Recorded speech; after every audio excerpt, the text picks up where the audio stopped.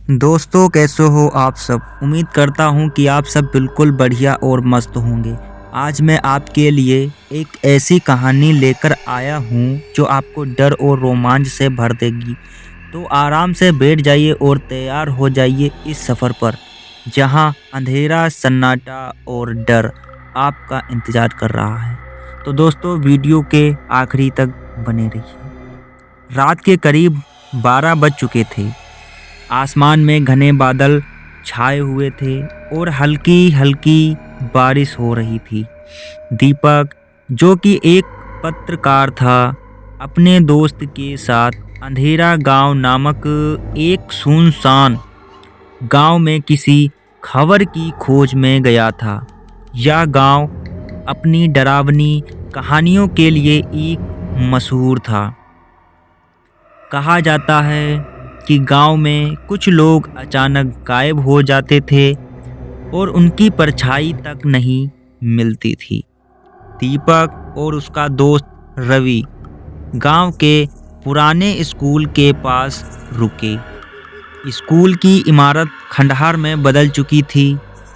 यह वही जगह थी जहां आखिरी बार एक आदमी को देखा गया था।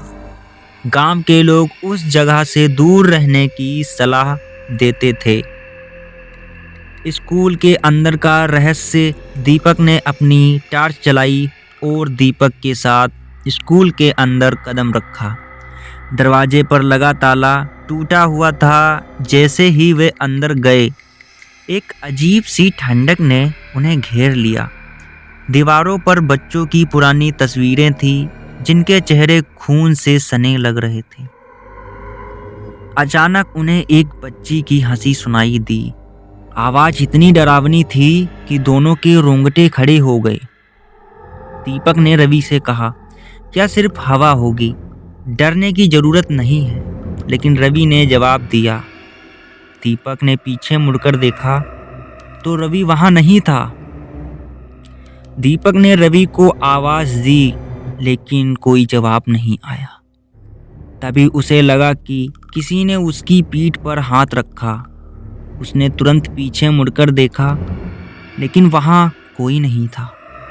दीपक ने डर के बावजूद रवि को ढूंढने का फैसला किया। वह स्कूल के नीचे बनी एक तंग सीढ़ी से नीचे गया। नीचे एक बड़ा कमरा था, जिसमें पुराने खिलौने और बच्चों की किताबें बिखरी पड़ी थी। तभी दीपक ने देखा कि कमरे के बीचों बीच एक कुर्सी पर एक बूढ़ा आदमी बैठा हुआ था। उसकी आंखें सफ़ेद और काली थी। तुम यहाँ क्यों आए हो? बूढ़े आदमी ने गहरी और खौफनाक आवाज में पूछा। दीपक ने हिम्मत जुटाकर पूछा, रवि कहाँ है? वह कहाँ गया है? बूढ़ा आदमी जोर से हंसने लगा।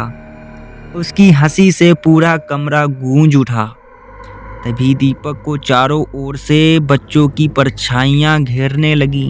वे परछाइयां धीरे धीरे आगे बढ़ रही थी। दीपक को एहसास हुआ कि यहाँ से बच निकलना नामुमकिन है। वह चीखने लगा, लेकिन उसकी आवाज़ बाहर तक नहीं पहुंची।